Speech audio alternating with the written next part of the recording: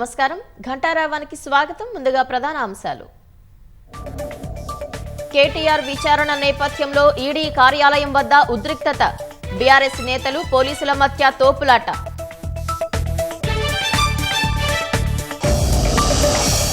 ఇవాళ ఢిల్లీలో కేంద్ర మంత్రులను కలవనున్న సీఎం రేవంత్ రెడ్డి రాష్ట్రంలో పరిశ్రమలు పలు అంశాలపై సమాలోచనలు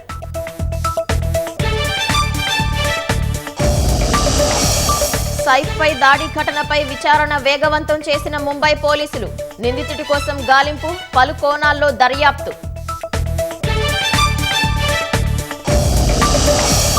సంక్రాంతికి సొంతూళ్లకు వెళ్లిన ప్రజలు తిరుగు పయనం జాతీయ రహదారులపై భారీగా పెరిగిన వాహన రద్దీ